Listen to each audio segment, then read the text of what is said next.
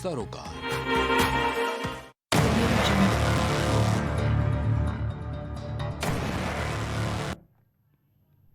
नमस्कार, मैं हूं अर्चना। आप देख रहे हैं प्राइम टीवी। वक्त है प्राइम डिबेट का। लोकसभा चुनाव में पीडीए के जरिए मिली सफलता से उत्साहित इंडिया गठबंधन ने इसे सफलता पाने का हिट फॉर्मूला मानते हुए महाराष्ट्र और झारखंड चुनाव और यूपी के उपचुनाव में भी इसी फॉर्मूले से अपनी चुनावी नैया पार लगाने की तैयारी कर ली है।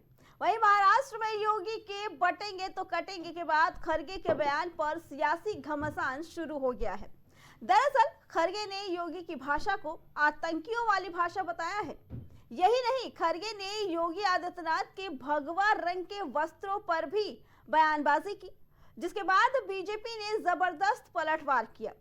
बीजेपी कह रही है खड़गे भगवा की चिंता ना करे, योगी की भाषा को आतंकी और कपड़ों पर कमेंट पर संतों में भी खासा नाराजगी है।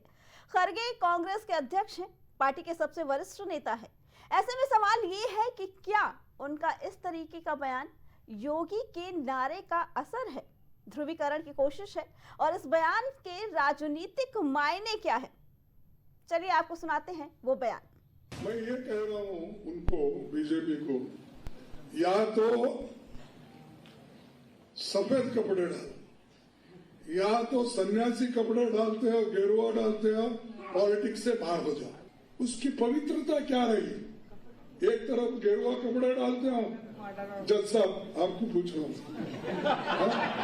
एक तरफ गेरुआ कपड़े डालते हो, दूसरों को उपदेश करते हो, बटेंगे तो कटेंगे बोलते हो, और ये क्यों डाले? अरे आपका काम तो है सब कुछ जोड़ना। यही अंतर है योगी में और आप में कि मेरे लिए देश पहले है, क्योंकि मेरे नेता मोदी जी ने हमें यही बताया है कि पहले हर काम देश के नाम। लेकिन आपके लिए कांग्रेस की तुष्टीकरण की नीति पहले है, और यही कारण है कि आप सच्चाई न बोल पा रहे हैं न समझ पा रहे हैं। इनके राज में बहन बेटियां सुरक्षित नहीं है। आपने देखा होगा कि बहन बेटियों के साथ में कितनी बेटियां योगी आदित्यनाथ से गुहार लगा के आई। उत्तर प्रदेश के मुख्यमंत्री आवास पे गुहार लगा के आई, उसके बाद में भी उन पर कार्रवाई नहीं हुई। या तो आत्महत्या करनी पड़ी या तो उनको जला दिया गया। आप बताइए कितनी घटनाएं हुई। ये इनके हाथरस की बेटी, अरे ये क्या बताएंगे? ये तो लोकतंत्र में बहन बेटी, इनको चुनाव जीतना है, चाहे बहन बेटी की साड़ी भी खोलनी पड़े तब भी चुनाव जीतना है। लखीमपुर में नहीं देखा क्या? चीर हरण करने का काम किया। झारखंड में कांग्रेस के राष्ट्रीय अध्यक्ष जी ने जिस ढंग से साधु महात्माओं के खिलाफ, सनातन संस्कृति के खिलाफ बयानबाजी की है, मैं उसकी घोर निंदा करता हूं। कांग्रेस पार्टी का पुराना इतिहास रहा है कि सनातन संस्कृति को चोट पहुंचाने वालों के खिलाफ, जिस ढंग से मैं कह सकता हूं मुगल आक्रांताओं ने भारत की सनातन व्यवस्था को छिन्न भिन्न करने का असफल प्रयास किया था, फिर भी सनातन धर्म, सनातन संस्कृति आज पूरी दुनिया को दिशा दिखाने का काम कर रही है। कांग्रेस पार्टी को इसके लिए माफी मांगनी चाहिए और इस प्रकार की बयानबाजी को देश की जनता कभी स्वीकार नहीं करेगी। उन्होंने सीएम योगी पे टारगेट करते हुए कहा कि अगर वो सन्यासी हैं तो सफेद कपड़े देखिए सनातन धर्म में साधु सन्यासी क्या पहनेंगे, इसको कांग्रेस पार्टी कैसे परिभाषित कर सकती है, जो भ्रष्टाचार के आकंठ दलदल में डूबी है, तुष्टीकरण की राजनीति में डूबी हुई है, और सनातन धर्म पर जब जब हमले हुए हैं कांग्रेस पार्टी ने हमेशा ऐसे लोगों को प्रमोट करने का काम किया है। इतना आपको भगवे से तकलीफ है?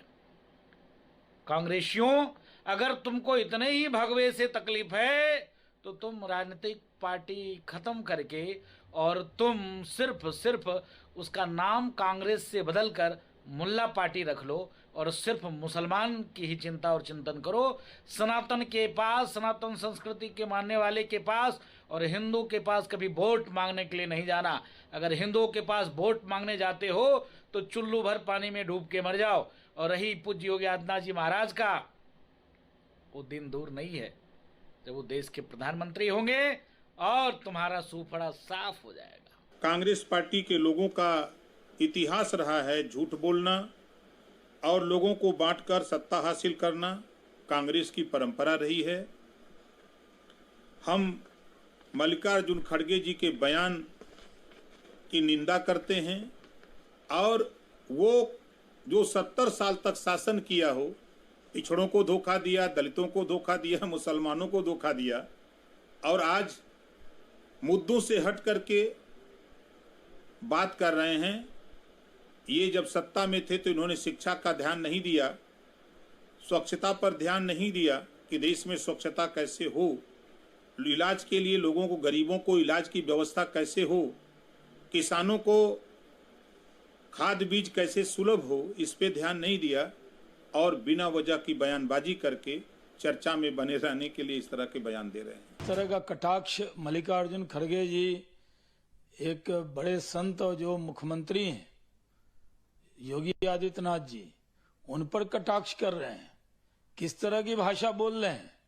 इतने वरिष्ठ नेता होकर एक युवा मुख्यमंत्री के लिए जिस तरह की भाषा उन्होंने बोली है, उनको मालूम होना चाहिए कि कांग्रेसी की तरह वो नहीं है जो सफेद कपड़ा पहन के सारे काले काम करते हैं और जब भी सरकार बनती है तो घोटाले करते हैं कांग्रेस। अब इसे राजनीति का रंग है या रंग पर राजनीति, जो भी है, देश की राजनीति में भगवा गेरुआ पर ऐसा गदर मचा है कि कई दलों के धुरंधर भी अब इस पे सामने आ गए हैं। इस संग्राम की शुरुआत हुई कांग्रेस अध्यक्ष मल्लिकार्जुन खड़गे के उस बयान के बाद जिसमें बिना नाम लिए सीएम योगी आदित्यनाथ पर निशाना साधते हुए खड़गे ने ये कहा कि भगवा पहनकर वो जोड़ने की जगह तोड़ने का काम कर रहे हैं।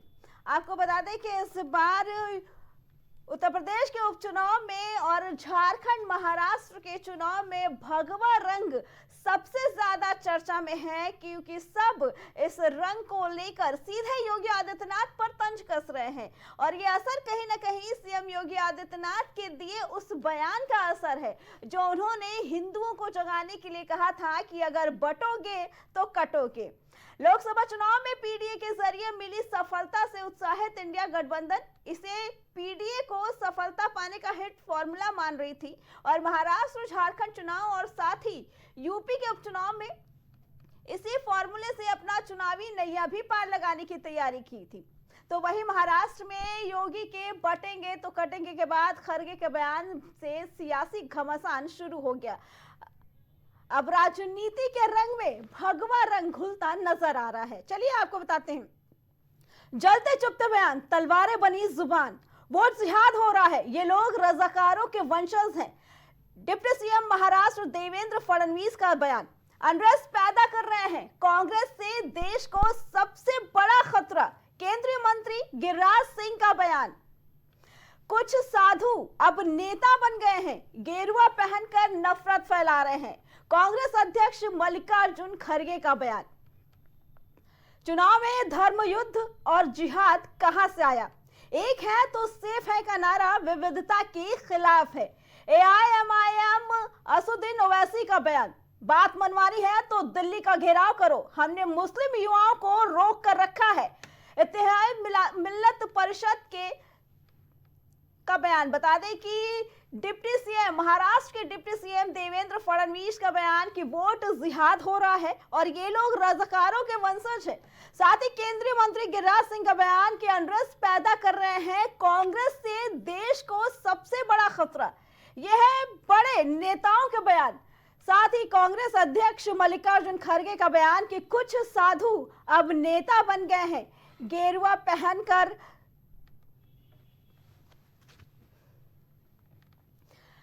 अब चलते हैं अपने गेस्ट की तरफ। प्राइम डिबेट में आप सभी का स्वागत है। हमारे साथ सपा से धर्मेंद्र सिंह, कांग्रेस प्रवक्ता हमारे साथ हरिनाथ और भाजपा से आशीष जी हमारे साथ जुड़ चुके हैं। आप सभी का प्राइम डिबेट में बहुत बहुत स्वागत है। सबसे पहले आशीष जी से जानना चाहेंगे, आशीष जी, इस बार की राजनीति में भगवा रंग काफी चढ़ गया है, क्या कहना है इसके बारे में? क्योंकि एक राष्ट्रीय अध्यक्ष, कांग्रेस के राष्ट्रीय अध्यक्ष का ये बयान कि गेरुआ रंग पहनकर राजनीति नहीं करनी चाहिए, क्या कहना है इसके बारे में? देखिए अर्चना जी, उम्मीद जैसी थी वैसे ही चीजें हो रही हैं। चूंकि कांग्रेस का जो हिंदुत्व विरोधी चेहरा है, जो सनातन विरोधी चेहरा है, वो समय समय पर दिख जाता है। कभी सनातन को एड्स बोलते हैं, कभी वायरस बोलते हैं, कभी गंदी गंदी गालियां देते हैं। तो कोई बहुत बड़ी बात नहीं है, हम लोगों को आदत पड़ चुकी है इस तरीके की चीजें सुनने की कांग्रेस से। तो मल्लिकार्जुन खड़गे ने भी जो कहा है वो कोई नई बात नहीं है। ये चरित्र है इनका, ये चेहरा है इनका, ये इनकी नीयत है, ये नीति है, ये समय समय पर दिखती है। लेकिन समस्या ये है कि जो लोग हमेशा संविधान की दुहाई देते हैं, लोकतंत्र की दुहाई देते हैं, वो लोग आप बताएं कि कौन से संविधान के कौन से अनुच्छेद में ये लिखा है कि जो जनसेवक होगा उसका कपड़े का कलर भगवा नहीं हो सकता है। अगर ये भगवे कलर से इतना चिढ़ते हैं तो इनकी चिड़न जो है वो स्वाभाविक है। लेकिन मुझे नहीं लगता है कि संविधान के किसी भी अनुच्छेद में ये लिखा होगा कि इस तरीके का कपड़ा आप नहीं पहन सकते हैं, या कौन व्यक्ति राजनीति में आ सकता, कौन नहीं आ सकता। दूसरी बात, जब मल्लिकार्जुन खड़गे के पास में भारतीय जनता पार्टी को घेरने के लिए कोई मुद्दा नहीं मिला तो वो व्यक्तिगत टिप्पणियां करने से पीछे नहीं आ रहे।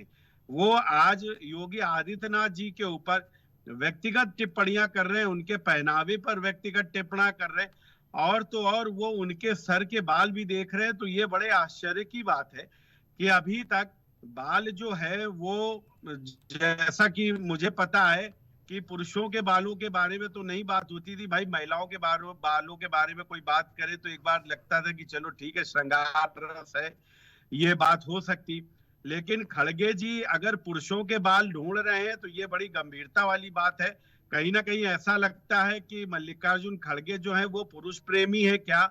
मतलब ये एक समझने की बात है कि इनका कहीं प्रेम पुरुषों के प्रति वाला तो नहीं है कि ये पुरुषों के बाल ढूंढने का काम कर रहे हैं। तो इससे थोड़ा कांग्रेसियों को मैं बोलूंगा कि अगर अकेले कभी ये बुलाए मिलने तो इनसे अकेले मिलने ना जाए, और इनके जो हाथ ये पकड़े राहुल गांधी को दिख जाते हैं और उनके आलिंगन करते दिख जाते हैं, तो अब ये जो सारी चीजें ये कहीं ना कहीं शक के घेरे में आ रही हैं। तो मुझे लगता है कि इनसे थोड़ा सा कांग्रेसियों को भी बचने का प्रयत्न करना चाहिए। अकेले अगर ये बुलाए किसी को बात करने तो कभी न जाए। और ठीक है आशीष जी, हमारे साथ कांग्रेस के प्रवक्ता हरनाथ उपाध्याय भी हमारे साथ मौजूद है। हरनाथ जी, हम ये जानना चाहेंगे कि राष्ट्रीय अध्यक्ष खड़गे जी का जो बयान आया है भगवा रंग को लेकर, क्या लगता है कि वो कहां तक सही है? आखिर खड़गे जी को किस भगवा से दिक्कत है, योगी के भगवा से या सिर्फ भगवा रंग से?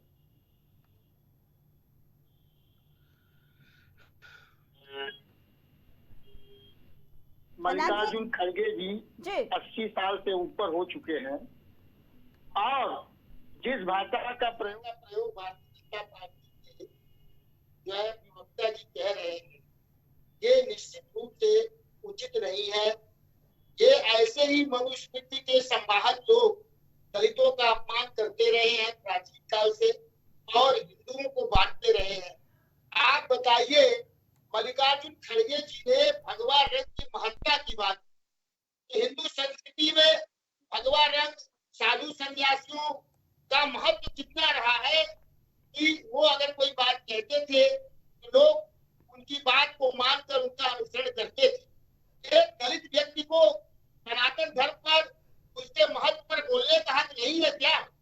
ये जो अभिजात वर्ग के लोग हैं, जो मनुवादी रहे हैं लोग, जो मनुस्मृति को संविधान मानते रहे हैं, एक दलित व्यक्ति अगर भारतीय संस्कृति, साधु सन्यासी और गेरुए रंग की महत्ता बता रहा है तो इनको पेट में दर्द हो रहा है। एक दलित व्यक्ति कैसे हमारे सनातन संस्कृति पर बोल सकता है? उन्होंने क्या कहा? उन्होंने कहा कि साधु सन्यासी और गेरुए रंग वाले काटने, मारने, पीटने, ठोकने, मिट्टी में मिलाने की भाषा नहीं बोलता है। और देश हमारी भी संस्कृति रही है का, हम तो पूरे विश्व को अपना परिवार मानते हैं, मानते रहे हैं। हमारे देश की एक संस्कृति है अनेकता में एकता, और इसी से आज तक हम चले आ रहे हैं और लगातार मिलकर विरोधियों को, विदेशियों को पराजित करने का काम किया है। ये तोड़ने की बात करते हैं। देखिए, महाभारत और रामायण में भी रामचरितमानस में लिखा है कि भगवान राम के छल करने के लिए, माँ सीता से छल करने के लिए, जैसा कि आदरणीय अखिलेश यादव ने भी कहा, कल भी हमने एक डिबेट पर कहा था कि रावण ने भी गेरुआ रंग और ब्राह्मण का भेष पकड़कर आया था, धारण करके आया था, तो क्या वो भी अच्छा मान लिया जाएगा? वो सीता माँ का अपहरण किया गेरुआ और ब्राह्मण का भेष पकड़कर। ऐसे ही लोगों की बात खड़गे जी कह रहे हैं कि साधु सन्यासी बनकर हम नकाब लगाकर हम देश को तोड़ने की बात न करें, लड़ाने की बात न करें, एक समुदाय विशेष को निशाना बनाने की बात न करें, पिछड़े दलित के हक मारने की बात न करें, सामान्य वर्ग में ब्राह्मणों को जो है उनका हक मारने का काम न करें। आज जिस तरह से देखिए ब्राह्मण के युवाओं को जेल में बंद करके मारा गया, चाहे मोहित पांडे हो, चाहे पत्रकार वहां का रहा हो, पिछड़े दलित का लड़का लखनऊ में पुलिस कस्टडी में मारा गया। अब गौतम, हाँ, उस समय बच्चे की बात कहाँ चली जाती है? जब नियुक्ति करना होता है विश्वविद्यालयों में, एक जाति विशेष प्रजातियों की नियुक्ति कर देते हैं, पिछड़े दलित को छोड़िए, ब्राह्मणों को भी हाशिए पर लगा देते हैं। ये कहते हैं कटेंगे तो कटेंगे। अब की बात चुनाव में जनता महाराष्ट्र की हो चाहे झारखंड की हो और उत्तर प्रदेश की, उपचुनाव में तो हराएंगे ही और 27 के चुनाव में भी हराएंगे। ठीक है, हरिराज जी हमारे साथ सपा प्रवक्ता धर्मेंद्र जुड़े हैं। छात्रों पर लाठीचार्ज किया जा रहा है, उनके जायज मांग को नहीं माना जा रहा है। ठीक है हरिनाथ जी हमारे साथ धर्मेंद्र जी भी जुड़े हैं। धर्मेंद्र जी, अखिलेश यादव ने भी बयान दिया था कि अगर आप भगवाधारी करते हैं तो आपको राजनीति में नहीं होना चाहिए। क्या मतलब है, क्या विपक्ष अब राजनीति का ड्रेस कोड तय करेगा कि कौन राजनीति में रहेगा और किस तरीके के कपड़े पहनेगा? क्या कहना है इसके बारे में? अभी कांग्रेस प्रवक्ता ने कहा कि रावण ने भगवा भेष धारण करके माता सीता का हरण किया, लेकिन श्री राम ने तो भगवा वस्त्र हमेशा धारण किया और युद्ध किया, वध भी किया। तो क्या विपक्ष को सारे भगवा से दिक्कत है? नहीं, देखिए अर्चना जी, पहले तो दो चीजें अलग हो जानी चाहिए। ये योगी आदित्यनाथ जी मठ द्वारा भेजे गए उत्तर प्रदेश के मुख्यमंत्री नहीं है, देश के सबसे बड़े सूबे के चुने हुए लोकतांत्रिक तरीके से मुख्यमंत्री है। तो अगर आप उत्तर प्रदेश के मुख्यमंत्री हैं तो आपकी आलोचना होगी, आपकी नीतियों की आलोचना होगी। ये तो पहले ये इसको अलग करिए कि देश के मुख्य प्रधानमंत्री की, उत्तर प्रदेश के मुख्यमंत्री की आलोचना करना, किसी की बाबा की आलोचना करना, किसी वस्त्र की आलोचना करना या देश के प्रधानमंत्री की आलोचना करना, राष्ट्र की आलोचना करना, ये बिल्कुल नहीं है। ये भारतीय जनता पार्टी इसमें माहिर इस तरह की अफवाह फैलाने। दूसरी बात लेकर आया है ना, मैं सपा की तरफ मैं उसी पर आ रहा हूँ, की तरफ से आया भगवा रंग तो विपक्ष ही अरे अर्चना जी सुन लीजिए, सब सारे सवालों का आपको जवाब दूंगा। दूसरी बात, भगवा की क्या बात उन्होंने कहा, हमारे साथी ने ठीक कहा कि माता सीता का अपहरण, वो जब चीरहरण करने गया, अपहरण करने गया, तो रावण किस वस्त्र में था? मारीची जब प्रभु को छद्म वेश में गया तो भी रूप बदल के गया था। या आपको याद होगा माँ अहिल्या के साथ छल करने जो गया था वो भी रूप बदल के गया था। तो वस्त्र ये नहीं होता। कल लक्ष्मणगढ़ में एक बाबा बालकनाथ है, अभी पिछले हफ्ते उन्होंने एक शानदार गेरुआ वस्त्र आया, उस वस्त्र में है, लेकिन महिला के साथ रेप किया, मुकदमा दर्ज हुआ। तो उनकी आलोचना का मतलब बाबा की आलोचना नहीं होगी, संतों की आलोचना नहीं होगी, न उनकी आलोचना का मतलब वस्त्र की आलोचना होगी। एक बाबा के यहाँ एक श्रद्धालु गई, दलित बच्ची, और उसको लड्डू खिलाया, बेहोश हो गया, तो इसका मतलब बाबा समाज की आलोचना नहीं होगी, लेकिन उसके कृत्य की आलोचना होगी, 1000 बार आलोचना होगी। अब दूसरी बात, बाबा जी बटते हैं कटते हैं का नारा दे दिए, भाई ये तामसी नारा उनके दिमाग कहाँ आया? कारण की देखिए, काम इन्होंने किया नहीं। आज क्या स्थिति है, किसान जायज मांगों को लेकर के सड़कों पर बैठा था, ड्रोन से गोले दगा रहे थे उसके ऊपर, और वो उसको कभी आतंकी, कभी खालिस्तानी, कभी आंदोलन जी भी कह रहे थे। आज इलाहाबाद के अंदर आरओ परीक्षा लीक हो गई थी, 6 महीने मुख्यमंत्री जी ने वादा किया था कराएंगे, करा नहीं पाए, और दौरान परीक्षा के नोटिफिकेशन के इन्होंने उसमें नियमों में परिवर्तन कर दिया। छात्र सड़कों पर है, आयोग के दफ्तर पर बैठा हुआ है, उसको कह रहे हैं कि अराजक लोग हैं। ये तो भारतीय जनता पार्टी का असली चेहरा। किसान लाइन पर है, डीएपी के लिए लाइन में खड़ा हुआ है, किसी भी कोऑपरेटिव सोसाइटी पे खाद नहीं है डीएपी, सब भारतीय जनता पार्टी से जुड़े व्यापारियों के यहाँ चली गई है, उस पर इनकी जबान नहीं खुलेगी। ना माँ गंगा का पानी, अभी जो एडवाइजरी जारी हुई, माँ गंगा का पानी आचमन योग्य नहीं है, उस पर इनकी जबान नहीं खुलेगी। इन्होंने वादा किया था माँ गंगा को साफ करेंगे, काशी को क्वेटो बनाने का वादा करके वेनिस बना दिया। तो ये तो भारतीय जनता पार्टी का असली चेहरा है। अब आते हैं सवालों पर। सवालों भाई क्यों नहीं कहा जाएगा आपसे, आप जो है बच्चियों के साथ अपराध में लिप्त है भारतीय जनता पार्टी के लोग। आप जो है कोई चुनाव जीतने के लिए लखीमपुर में किस तरह से गए, उसका साड़ी पकड़ के जो है जो क्षेत्र पंचायत सदस्य का आपने चीरहरण कर लिया। आपने देखिए पिछड़े जात का एक विधायक था भारतीय जनता पार्टी का, वो पर्चा खरीदने चला गया क्या, उसके ऊपर जो है भारतीय जनता पार्टी के सामंतवादियों ने हमला कर दिया, उसको पुलिस की उपस्थिति में थप्पड़ मार के ठीक कर दिया। उसको बेचारे को अपना संरक्षण मांगने विधानसभा अध्यक्ष जी के यहाँ आना पड़ा। नौजवानों से वादा किया था 10 लाख लोगों को आते ही रोजगार देंगे, नौकरियां देंगे 2022 में। 2017 से 24 परीक्षाएं लीक हो गई, आज तक कोई कार्रवाई नहीं हुई। छोटे में पीसीएस की परीक्षा में इन्होंने माना कोर्ट के अंदर की 50 छात्रों की परीक्षा की कॉपियां बदल दी गई, उसमें छोटे कर्मचारियों की 5 कार्रवाई करके लिपापोती कर ली कोर्ट से बचने के लिए कि सीबीआई इंक्वायरी न हो जाए, नहीं हमारा असली चेहरा सामने आ जाएगा। ये हाल बना रखा है। सारी संस्थानों की समाप्त हो जा रही है। एनडीए एसएससी जैसी परीक्षाओं पे, परीक्षा प्रणाली जहां कभी उंगली नहीं उठी थी उस पे उंगली उठ गई, परीक्षाएं लीक हो जा रही हैं, आयोग की परीक्षाएं लीक हो जा रही हैं। यूपीएससी में तो जितना उसका चरित्र गिरा दिया, जितना उसकी विश्वसनीयता गिर गई, इतने भूतों ने भविष्य 17 से कहिए तो मैं आपको गिना दूं 24 परीक्षाएं लीक हुई, दोबारा परीक्षा नहीं करा पाए। तमाम नौजवानों की उम्र ओवर एज हो जा रही है, वो कहाँ परीक्षा देंगे?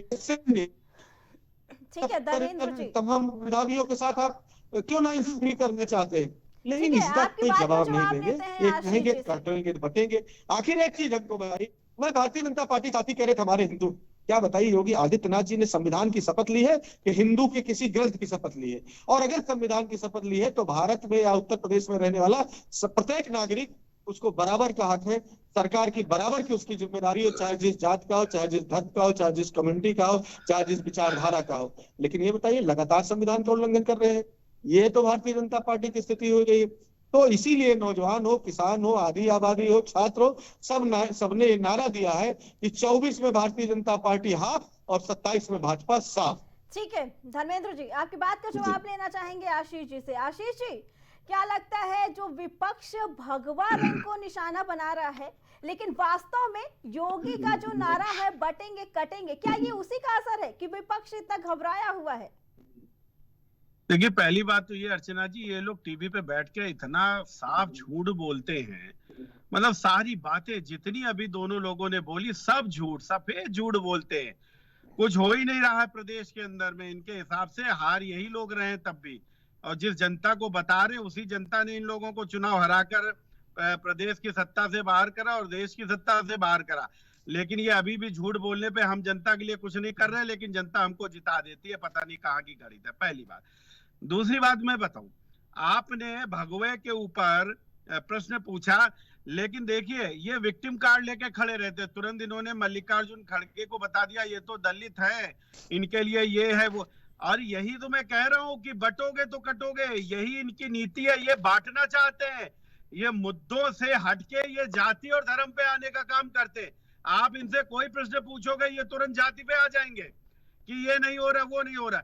अरे आप तो ऐसे बता रहे हो जैसे भारतीय जनता के पार्टी के अंदर में ना दलित है, ना अल्पसंख्यक है, ना पिछड़े हैं। हमारे यहाँ तो कोई है ही नहीं नेता, ना हमारे यहाँ दलित नेता कोई है, ना पिछड़ा कोई है, ना कोई अल्पसंख्यक है।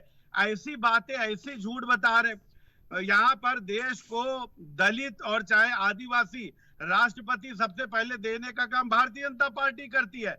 और ये अपने कसीदे पड़े हैं कि नहीं ये बड़े दलितों के वो हो गए। ये समाजवादी पार्टी, दलितों की सबसे बड़ी नेता मायावती, उनके साथ में क्या नहीं करते करा, जान से मारने तक का उनका प्रयत्न कर लिया। ये दलितों के बारे में बात कर रहे हैं, मतलब हद कर रहे हो। झूठ पे झूठ, झूठ पे झूठ, झूठ पे झूठ। प्रदेश में कोई काम ही नहीं हो रहा है। सारे लोग प्रदेश के जो है वो भारतीय जनता पार्टी को हर बार चुनावों में जिता देते हैं। आप लोग बहुत काम कर रहे हो। आपको 17 में आपका काम बोल रहा था तो डब्बा गोल हो गया। बड़ा काम आपने 12 से 17 तक कर दिया था। अरे इतना ही काम कर दिया तो जनता ने बाहर क्यों कर दिया आपको भाई? आप ये सब सोचा करो। ये फर्जी की बातें, फालतू की बातें चैनल पर आकर आप ये सब जनता को सोचते हो। जनता बड़ी बुद्धिमान है, वो सब जानती। आप लोगों के बहकावे में नहीं आएगी। दूसरी बात अब मैं बोलता हूं, ये काली नेमी भी आया था और रावण भी आया था। रावण को बता रहे हैं भगवा पहनकर आया था। रावण भगवा पहनकर आया था तो आप भगवा को बदनाम कर दोगे? रावण अगर भगवा पहनकर आया था तो आप भगवा को बदनाम कर दोगे? अरे और आप बता रहे हो भगवा पहनकर कोई राजनीति नहीं कर। अरे आपकी हिम्मत है तो जो लोग टोपी लगा के राजनीति कर रहे, कभी उनके लिए भी एक शब्द बोल के देख लो। अगर है हिम्मत आपकी कि नहीं, ये जो टोपी लगा के लोग आते हैं ये भी राजनीति नहीं कर सकते। सारे आपको जितने दोष है वो सिर्फ हिंदुओं में दिखते। और ये उपाध्याय जी बैठे, ये अभी मनुस्मृति की बात कर रहे थे, ये पता नहीं कौन सी स्मृति से आए भाई। अरे उपाध्याय जी, थोड़ा सा सुचिता रख लीजिए, थोड़ा गरिमा। इतना ना पार्टी भक्ति में अंधे हो जाइए कि कम से कम आप अपने धर्म को कुछ भी कहने के लिए आप कहीं तक, किसी भी नीचता तक आप चले जाओगे। अरे कम से कम इतना थोड़ा सा आप गैप रखिए, कोई भी बात हो। लेकिन आप जिस उससे चले आ रहे सूक्ति से, उस सूक्ति को कभी बदलने की हिम्मत भी ना करिएगा। आप ठीक है, आपकी कांग्रेस भक्ति दिख रही है, लेकिन ऐसा काम कभी मत करिए। और ये आपको मैं चेतावनी भी दे रहा हूँ, गर्व से कहता हूँ। अर्चना जी सुन लीजिए, अर्चना जी सुन लीजिए भाई, आप समय नहीं दे, नहीं गलत बात है अर्चना जी। आपने दोनों प्रवक्ताओं को समय दिया, मैं बोल रहा हूँ तो आप बीच में बोल रही है, इस तरीके से नहीं चलेगा। आप पूरी बात होने दीजिए। जो भी सवाल पूछे उनका नहीं, अभी मेरे सवाल पूरे नहीं हुए। जो भी आपको पता चल गया, आपको पता चल गया मेरे हो गए क्या? मैंने कह दिया? हाँ अर्चना, पूरी बात सुनिए। बात यहाँ पर हिंदुत्व की हो रही है। बात यहाँ, चूंकि मैं गर्व से कहता हूँ मैं हिंदू हूँ और मुझे मनुस्मृति पर भी गर्व है। प्रश्नों का जवाब देने का मन से भाषण का नहीं है। यहाँ भाषण सुनने के लिए न कांग्रेस साथी बैठे, न अर्चना जी बैठी, न मैं बैठा हूँ। अपनी जाति बदलने, लेकिन भगवे को गलत मत बोले। भगवे की आड़ लेकर आप रावण को बता रहे हो कि भगवा, तो भगवे को आप भी ऐसे लोगों की बात। अरे आप हो गया कई बार रावण पे आपकी पेट रुक गया है, आशीष जी को समझ गया। आप जिस पार्टी को रिप्रेजेंट कर रहे हैं, आप क्या बताना चाहते हो? अर्चना जी, किसी कपड़े को लेकर आप किसी इनको धर्म की जो धर्म की पहचान है, सवाल का जवाब धर्म की पहचान है हिंदुत्व के, तो आप उस भगवे को आप बदनाम करना चाहते हो ऐसे टुच्चे से उदाहरण देकर।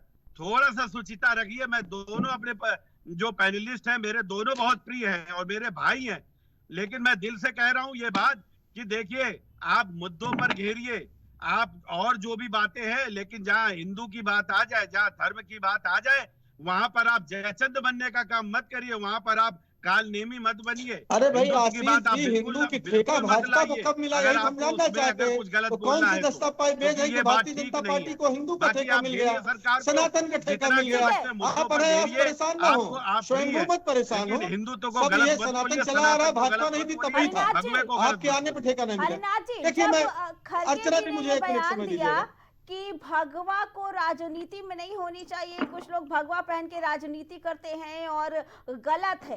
क्या उस वक्त उन्हें ये नहीं समझ में आया कि उनसे एक साधु संत का जो समाज है वो भी नाराज हो सकता है? जो साधु संत नाराज होगा, उन्होंने साधु संतों का मान बढ़ाया। अरे तो पहली बार कोई भगवा पहनकर आया है? आपको कांग्रेस का इतिहास नहीं पता है? कितने नेता कांग्रेस के भगवा पहनकर राज्यसभा और लोकसभा में गए हैं? पहले आप अपने पहले पार्टी का इतिहास पता कर लीजिए, उसके बाद बोलिए। आपने कहा अर्चना जी भगवान राम भी गेरुआ पहनते थे, लेकिन वो मर्यादा पुरुषोत्तम भगवान राम थे, जिसको आदर्श पर चलने की लोग प्रेरणा प्राप्त करके चलने का प्रयास करते हैं। अब एक रावण के लिए गेरुआ की धोती पहना था, उसकी हम आलोचना करते हैं। तो नहीं, तो आप क्या योगी आदित्यनाथ जी को रावण बोल रहे हैं? अपने को सन्यासी घोषित करते हैं। आपकी इतनी हिम्मत है, किस बात से रावण आप बोल रहे हैं भाई? जो जिनकी आप चरण वंदना कर रहे हैं ना विदेशियों की, आप उनको बोलिए। शर्म आनी चाहिए आपको। और आप पूछते हैं कि बटोगे कटेगे, ये सब नारा लगा के पूरे देश को हम हाँ तो बटोगे कटोगे, ये कौन सा कोई गलत बात है क्या? आप अपने घर में बोलते होंगे कि सब लोग बढ़ जाओ। ठीक है आशीष जी, नहीं बोलेगा। आशीष जी हरिनाथ जी को जवाब दे दीजिए। हरिनाथ जी, एक बात पूछना चाहेंगे, हरिनाथ जी एक मिनट, एक बात पूछना चाहेंगे। योगी जी ने नारा दिया कटोगे तो बटोगे, तो उसके लिए पूरा विपक्ष एकजुट होकर और रोज नए नए नारे निकाल रहा है। वही जब मुस्लिम अध्यक्ष का ये कहना है कि सुनिए हमने मुसलमान युवाओं को रोक रखा है, दिल्ली घेर देंगे तो सबकी रूह कांप जाएंगे। यही जो मुस्लिम नेता है वो अपने मन की बात कह सकते हैं, लेकिन अगर योगी ने एक नारा दे दिया तो वो गलत हो गया। ऐसा क्यों? अर्चना जी, आप गलत नारा देंगे तो गलत नहीं होगा। आज इलाहाबाद में युवा चाह रहे हैं कि आप बचेंगे तो न्याय होने तक हटेंगे, हम जुड़ेंगे और आगे बढ़ेंगे। वो नारा जो है उनसे सही है। आप बताइए किसके खिलाफ बांटेंगे आप? देश के 142 करोड़ के लोगों को किसके खिलाफ बांट रहे हैं और किससे जोड़ने की बात? अरे ये नेता बांग्लादेश के लिए था, पहले तो थोड़ा ये जान लिया करो आप कि ये नेता कब दिया गया था। जी अब आपके बारे में हम नहीं बोले थे। आप बताइए अर्चना जी, इनको जीतने का बहुत घमंड है। एक बार किसी लोकसभा चुनाव में 84 में इनकी 2 सीट भी हुआ करती थी, लगातार चुनाव हार रहे थे। अटल बिहारी वाजपेयी भी चुनाव हार गए, लाल कृष्ण आडवाणी भी राजेश खन्ना से चुनाव हार गए थे।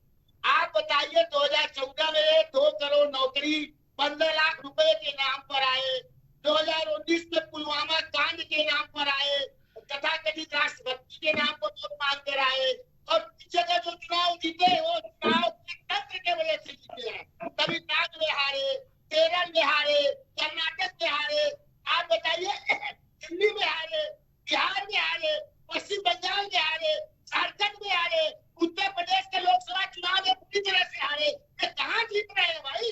अब इनके सच्चे जनता इनके झूठे को पहचान चुकी है, इनके जुमलेबाज को पहचान गई है। जब तक नहीं पहचानेगी तब तक ये जीतते रहे।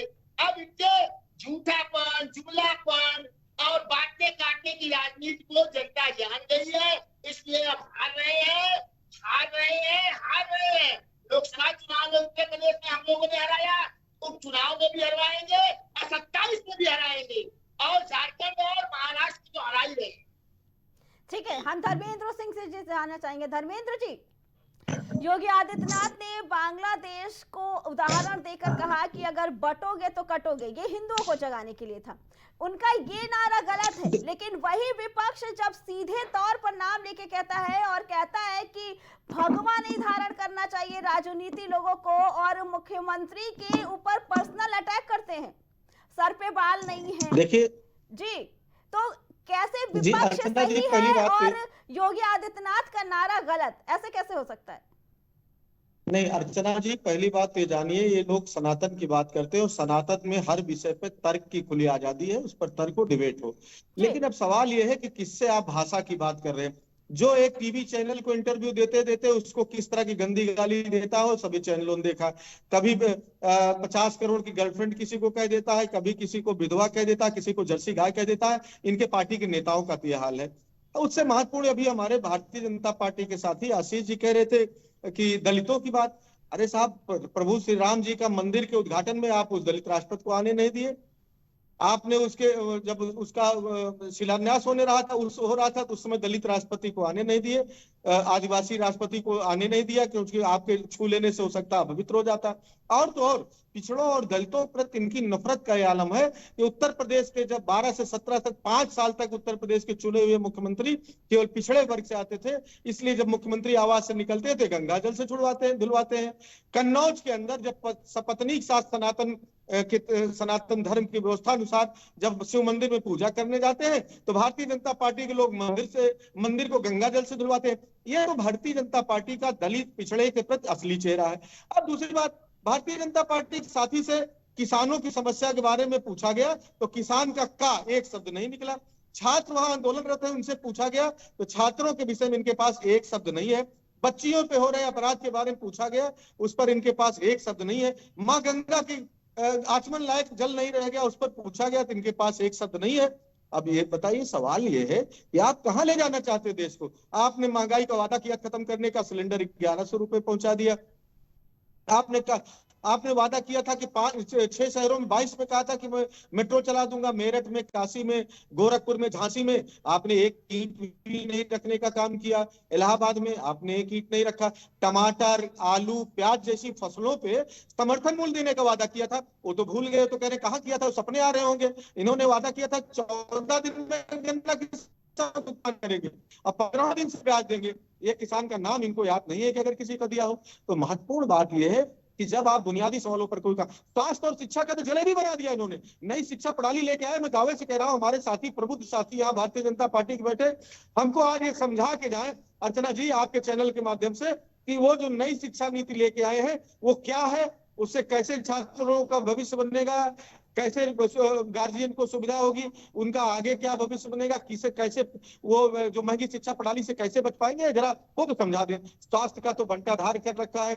लाश जो है कंधे पर ढो रहे लोग, किस तरह से अभी ठेले में, रिक्शे में आपने देखा, चैनल चलाया, डिलीवरी हो जा रही है, उसका केवल नाम बदल दिया इन्होंने। महिला सुरक्षा में जो 10-90 बना हुआ था उसका नाम बदल दिया। और महिला संबंधी अपराधों में लगातार उत्तर प्रदेश एक पे है। लूट में, राजनी में जो कहते माफिया खत्म कर दिए अपने इन्होंने, जिन्होंने भाजपा में जो चले गए वो माफिया इनकी आंखों के तारे हो गए। और जाति धर्म के आधार पर नैरेटिव सेट करके 1-2 नाम रटने के अलावा, इतिहास में पीछे गलतियों को भुनाने के अलावा, चिल्लाने के अलावा इनके पास बताने के लिए कुछ नहीं है। मैं पूछता हूँ सिर्फ 5 फैक्ट्रियों के नाम बता दे। भारतीय जनता पार्टी के साथी कहेंगे कि सन इतने में क्या हुआ। अरे भाई 12 से 17 में अखिलेश यादव जी ने, अगर नोएडा के अंदर मोबाइल की यूनिट लगी, फैक्ट्री उत्पादन शुरू हुआ, तो लखनऊ के अंदर सर्विस सेक्टर की का एक हब डेवलप हुआ। HCL जैसी कंपनियों ने काम करना शुरू किया। गांव का विकास हो, पूर्वांचल का विकास हो, पश्चिमांचल का विकास हो, बुंदेलखंड का विकास हो, अवध का विकास हो, हर जगह गिनाने के लिए एक लंबी फेहरिस्त है। आपका जो टाइम है कम पड़ जाएगा अर्चना जी। लेकिन भारतीय जनता पार्टी से अगर विकास का आप कर दीजिए तो विकास का वाह इनसे भूल जाएंगे, बाकी सारी चीजों पर ज्ञान देंगे। ये कपड़े पहने योगी आदित्यनाथ की आलोचना कर दीजिए तो कहेंगे आपने सारे संत समाज की आलोचना कर दी, भगवा की आलोचना कर दी। आपने केंद्र सरकार की, अमित शाह के बेटे जैसा कि 50 लाख की कंपनी 80 करोड़ की हो जाए, उस पर सवाल कर दीजिए तो देश खतरे में आ जाएगा, सारे लोग राष्ट्रद्रोही हो जाएंगे। तो ऐसे नहीं चलेगा। भारतीय जनता पार्टी से उत्तर प्रदेश की जनता ने लोकसभा में सवाल किया और लोकसभा में हाफ हो गए।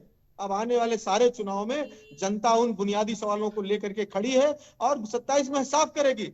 और मैं कहता हूं आशीष जी के माध्यम से, अगर जाएंगे चैनल के बाद तो भारतीय जनता पार्टी के जिम्मेदारों से जरूर कहेंगे कि जब नोटिफिकेशन 2023 में छात्रों का आरओ का हुआ था तो सुप्रीम कोर्ट भी कहता है कि नोटिफिकेशन होने के बाद परीक्षा प्रणाली में कोई भी बदलाव असंवैधानिक है।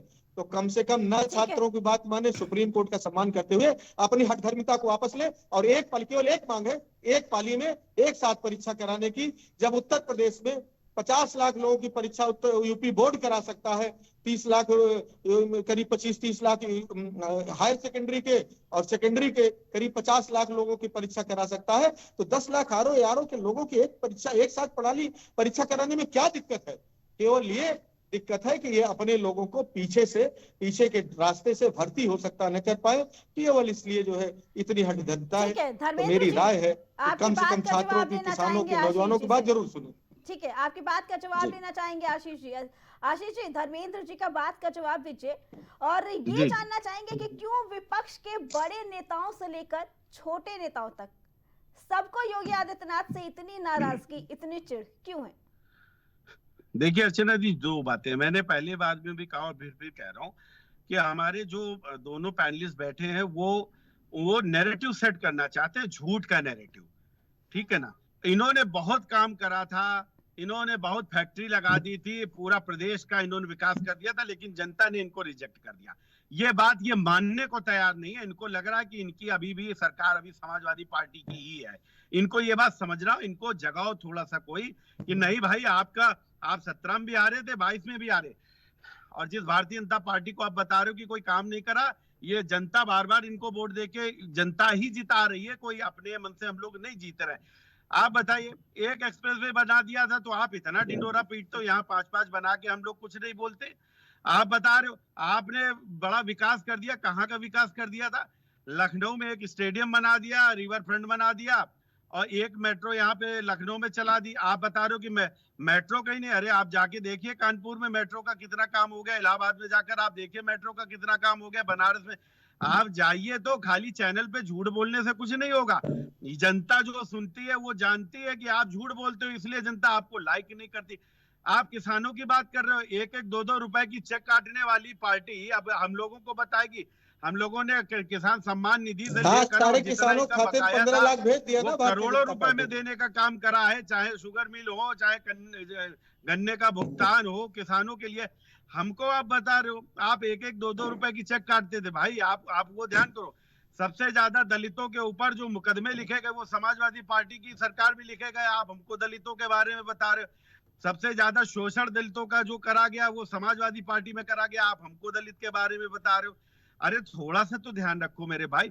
दूसरी चीज मैं ये कहना चाहता हूँ कि देखिए, ये योगी आदित्यनाथ जी से इसलिए चिढ़ते हैं, सीधी सी बात अर्चना जी है, क्योंकि इन्होंने जो बांटने का काम करा था, जिस राजनीति से अभी तक ये लोग एक सपना सजा लिए थे कि नहीं हम बांटेंगे लोगों को और बांटकर हम वोट ले लेंगे, तुष्टीकरण करेंगे। हमने कहा कि भाई बटना नहीं, बटोगे तो कटोगे। कटोगे का मतलब ये कटना नहीं होता। कटने का मतलब कई शब्दों में मायने होते कि आपको नुकसान हो जाएगा अगर आप अपने घर परिवार में, मैं फिर कहता हूँ कि आपके बच्चे हो तो आप अपने हमेशा बच्चों को यही कहोगे कि भाई हमेशा एक होके रहना, कभी बटना नहीं। अगर बटोगे तो फिर आपका नुकसान हो। हमने तो जोड़ने की बात करी, लेकिन ये नेगेटिव लोगों ने इस जोड़ने को कैसे तोड़ने का एक शगुफा बना दिया, ये भी एक बड़ी आश्चर्य की बात है। तो समझने की बात ये है नहीं तो हमने तो कहा कि जुड़ेंगे तो जीतेंगे, हमारा कार्यकर्ता कह रहा है। विकास क्षेत्र में आगे काम कर रही है, जनता का सपोर्ट मिल रहा है, प्यार मिल रहा है और लगातार हम लोग जीत की ओर अग्रसर है। अभी हमारे उपाध्याय जी बता रहे थे 4-5 स्टेट का नाम ले लिया। आपको पता है भारत भर में कितने स्टेट हैं और उसमें कितने स्टेट्स में भारतीय जनता पार्टी की सरकार है। आप जब 99 जीत जाते हो तो आप ऐसे डंका पीटते हो कि मान लो कि आपकी सरकार बन गई हो, हम 240 पे शांत रहते हैं। ये फर्क है हम में आप में। आप इतना आपको कहीं मिलता है। आप अभी हरियाणा है, वहां पर आपकी थोड़ी सी सीटें बढ़ गई, आप इसी में खुश हो गए, बोले देखो वोट परसेंटेज हमारा बढ़ गया, हमारी इतनी सीटें बढ़ गई।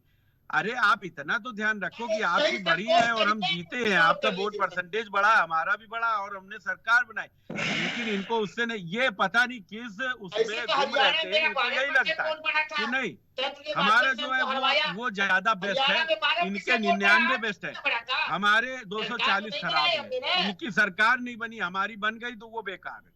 तो थोड़ा सा समझने की, यूपी परस्पर विकास कर रहा है। हाँ, जो छात्रों की बात है, निश्चित तौर पर देखिए, मैं इस जगह पर भाजपा प्रवक्ता के तौर पर नहीं बात कर रहा हूं। छात्र अगर सड़क पर है, निश्चित तौर पर हमारी संवेदना उसके साथ में। हम जो भी उनकी मांगे हैं, हम उनकी मांगों पर गौर कर रहे हैं। लेकिन विपक्ष क्या है, विपक्ष को तो ये रहता है कि कुछ भी हो जाए उसको तुरंत ये कैप्चर करते हैं। छात्र वहां पहुंचे तो 2-4 लोग पहुंच गए समाजवादी पार्टी के, कांग्रेस के, बोले अरे हम छात्रों के साथ हैं। क्योंकि इनके पास तो लोग भी नहीं है ये धरना प्रदर्शन करने के लिए, तो ये दूसरे के मूवमेंट्स को कब्जा करने लगे हैं।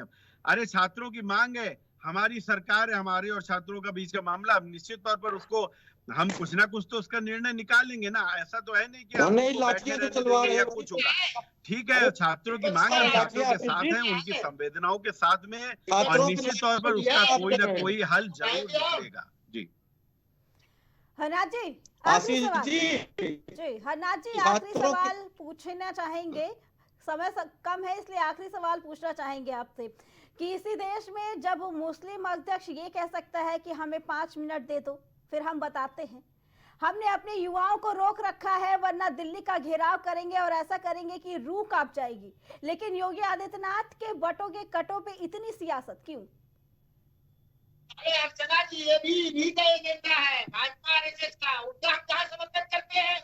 उनसे तो हम कहीं गठबंधन नहीं करते हैं और भारतीय जनता पार्टी अंदर अंदर मिली रहती है, उनकी बात का हम कहाँ समर्थन करते हैं? वो भी गलत है और इनकी भी बात गलत है, उनकी भी बात गलत है। ये दोनों लोग आपस में मिले रहते हैं। वो ये कहते हैं कि तुम जो है ये बात बोलो और हम ये बोलेंगे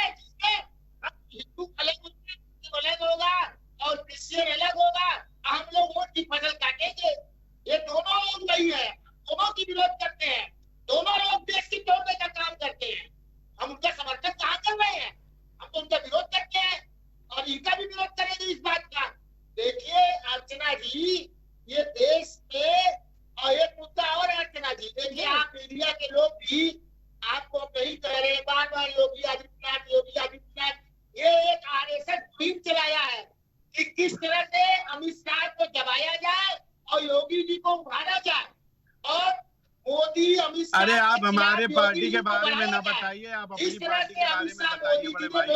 आप भारतीय जनता पार्टी के बारे में ना बताइए, आपको अपनी पार्टी के बारे में कुछ पता नहीं है। आप हमारी पार्टी के बारे में विश्लेषण कर रहे हैं बैठकर। वो करके वो मोदी जी को आगे बढ़ाना चाहता है, इसलिए अरे आप अपनी पार्टी के बारे में विश्लेषण करिए भाई, आपको अपनी पार्टी के बारे में तो पूरा पता नहीं है। आप भारतीय जनता पार्टी का विश्लेषण कर रहे हैं। अमित शाह से दिक्कत नहीं है, विपक्ष को योगी आदित्यनाथ से दिक्कत है। सबसे दिक्कत है, ये आपस की लड़ाई से देश को तोड़ रहे हैं। ये आपस में श्रेष्ठता साबित करने में देश की एकता और अखंडता के साथ खिलवाड़ कर रहे हैं। हमको इससे दिक्कत, हम देश की एकता अखंडता को तोड़ना नहीं चाहते।